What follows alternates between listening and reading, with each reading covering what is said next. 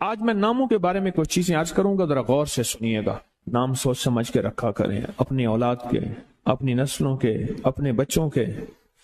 پھر اس نام تبدیل کرنے والے بہت آتے ہیں کہ نام تبدیل کریں، بہت آتے ہیں۔ یا یہ کہ نام ہم نے تبدیل کر دیے، یہ لوگ بہت آتے ہیں کہ نام ہم نے تبدیل کر دیے۔ کیوں کیے؟ اس نے جی فلاں نے کہا تھا یہ نام بھاری ہے، فلاں نے کہا تھا، اس لیے ہم نے تبدیل کر دیے۔ نام سوچ سمجھ کے رکھیں، انوکھے انوکھے نام، عجیب و غریب نام۔ میری زندگی کا ایک بہت بڑا حصہ نام بدلتے بدلتے، نام سنتے سنتے، تیرا نام تیری والدہ کا نام پڑھتے پڑھتے گزر گیا۔ میری زندگی کا بہت بڑا حصہ۔ اگر ہم نے اپنے ناموں کو نہ سمجھا، نقصان ہوگا۔ ایک اللہ والے کہنے لگے، میرے پاس ایک بندہ آیا، کہنے لگے جی بچہ ہے، وہ ہر وقت بیمار رہتا ہے، اس کو چوٹیں لگتی ہیں، اس کو تکلیفیں ہوتی ہیں۔ تو میں نے پوچھا تیرے بچے کا نام کیا ہے؟ کہا میرے بچے کا نام ہے المان۔ علم عین والا ہے تو اس کے معنی جھنڈے کے ہیں، الف لام میم ہے اس کے معنی ہائے ہائے کے ہیں، درد تکلیف، ہائے ہائے ہائے۔ المان، الف لام میم الف نون، اس سے معنی دو دردوں کے ہیں، دو چوٹوں کے ہیں، دو زخموں کے ہیں، دو تکلیفوں کے ہیں۔ ایک تکلیف نہیں، دو تکلیفیں ہیں۔ میں نے کہا اس کا نام ہے اور ساری زندگی یہ علم میں رہے گا، یعنی علم عین والا، اس کے معنی جھنڈا کے ہیں، المان۔ میں نے کہا فوراً نام تبدیل کرو، اور کہا نام تبدیل کیا تو بچے کی صحت ٹھیک ہو گئی، چوٹیں لگتی تھیں، تکلیف ہوتی تھی، نام اس کا فوراً بدلا۔ ایک شخص میرے آقا کی بارگاہ میں آیا، پوچھا تیرا نام کیا ہے؟ کہا مر ہے۔ مر عربی میں کہتے ہیں کڑوے کو، فرمایا تیرا نام حلو ہے، حلو، حلوہ، حلو تو میٹھا ہے۔ نام بدل دیا۔ آقا تشریف لے گئے، پوچھا اس جگہ کا نام کیا ہے؟ انہوں نے کہا یثرب ہے۔ یثرب مانے دکھوں اور غموں اور پریشانیوں اور مشکلوں اور مسائل کا گھر۔ فرمایا نہیں، اس کا نام مدینہ ہے۔ مدینہ کہتے ہیں باغ، باغ و بہار، ہوائیں، فضائیں، ٹھنڈی نعمتیں، اس کا نام مدینہ ہے۔ نام بدلا۔ ایک جگہ سے گزرے، آپ نے پوچھا تیرا نام کیا ہے؟ اس نے اپنا مشقت بھرا نام بتایا۔ فرمایا نہیں، تیرا نام سہل ہے، آسانیہ ہے۔ ایک بندے کا نام پوچھا، اس نے کہا میرا نام شہاب ہے۔ شہاب کہتے ہیں شعلے کو۔ نہ تو آگ لگانے والا نہیں ہے، اس کا نام بدل دیا۔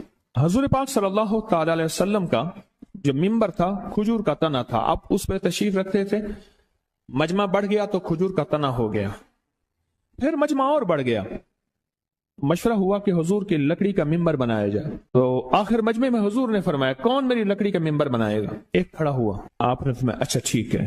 دوسرا کھڑا ہوا، تیسرا کھڑا ہوا، ایک کھڑا ہوا تو آپ نے پوچھا نام کیا ہے تیرا؟ کہا ابراہیم۔ کہا ہاں میرے جد امجد کا نام ہے۔ اور اس نے کہا انشاءاللہ، اور میرے حضور کو یاد پسند آئی اور حضور نے فرمایا ہاں تو ممبر بنائے گا۔ آپ جس وادی میں تشریف لے جاتے تھے اس وادی کا نام اگر ایسا ہوتا جو تکلیف دے، پریشان کن ہوتا، اس جگہ کا نام بدل دیتے تھے۔ جانوروں کے نام بدلے، بعض لوگوں نے اپنے جانوروں کے نام رکھے ہوئے تھے۔ میرے حضور کے جو جانور تھے خدمت والے، ان کے بھی نام تھے، اس طرح لوگوں کے جانوروں کے نام حضور نے وہ بدلے۔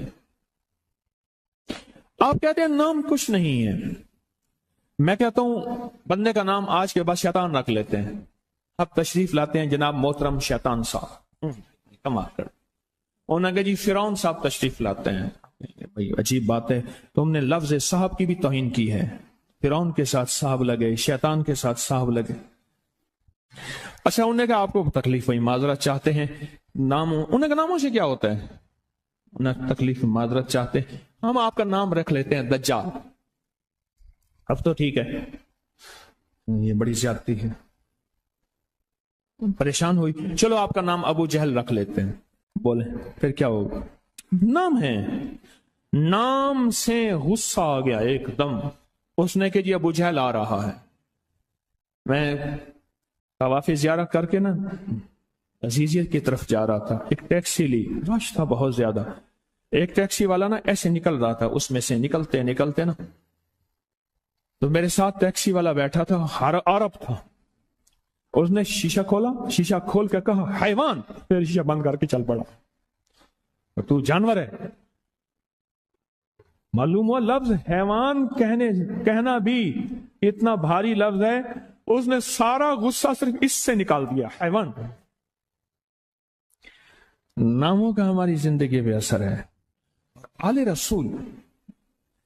رسول ناموں کی کتنی احتیاط کرتے تھے اور ناموں پہ کتنی توجہ کرتے تھے۔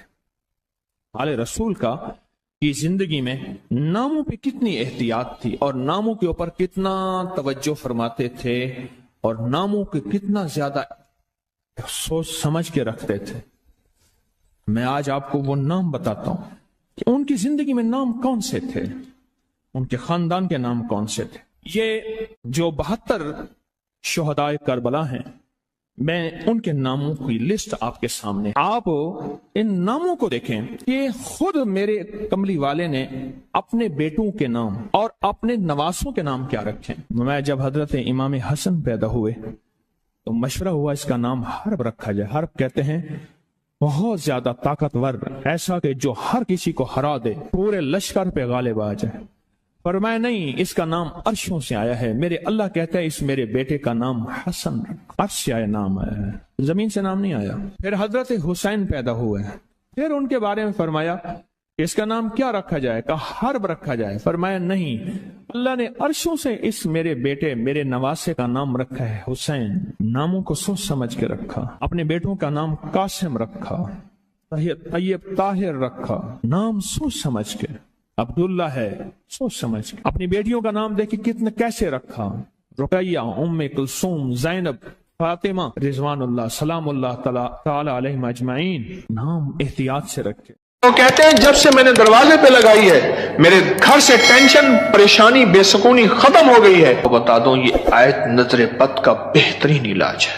خاتون کا جوان بچہ تھا، جادو سے اس کی کمر ٹیڑھی ہو گئی تھی۔ ایک کسی نے تسبیح خانے سے ہی سنا ہوگا، انہوں نے بتایا، جادو ٹوٹ گیا اور کمر سیدھی ہو گئی، جوان بیٹا صحت مند ہو گیا۔ یہی بات ہے۔ اور کسی کو اس آیت کا کوئی کمال، کوئی تاثیر، کوئی نفع، کوئی فائدہ، کوئی مکوڑے ہوں، کیوں بھائی کسی نے آزمایا؟ ہاں آپ نے آزمایا، اور کس نے آزمایا؟ آپ۔ جس گھر میں سانپ ہوں، بچھو ہوں، کیڑے ہوں، مکوڑے ہوں، چھپکلیاں ہوں، کاکروچ ہوں، دیمک ہو، اور گھر میں کوئی انوکھی چیزیں نکلتی ہوں، اور جوؤں کا بھی لاجواب علاج ہے، جن کے سر پہ جوئیں میں نہیں جاتی۔ اور ایک بات آپ کو بتا دوں، یہ آیت نظر بد کا بہترین علاج ہے، اور یہ وظیفہ جنات شیاطین کا خود کاری علاج ہے۔ ایک چھوٹی سی آیت ہے، 3 سال ہو گئے میں نے لگائی ہے، کہہ رہے ہیں اس کے بعد سانپ زہر ہوئے، مرے ہیں، لیکن ان سانپوں نے میری جانوروں کو نہیں کاٹا، اور اس سے پہلے میرے 3 جانور ضائع ہو چکے ہیں۔ وہ کہتے ہیں جب سے میں نے دروازے پہ لگائی ہے میرے گھر سے ٹینشن، پریشانی، بے سکونی ختم ہو گئی ہے۔ وہ کہتے ہیں جب سے میں نے دروازے پہ لگایا ہے میرے گھر میں چین آتا ہے، سکون آتا ہے، بیماریاں ختم ہیں۔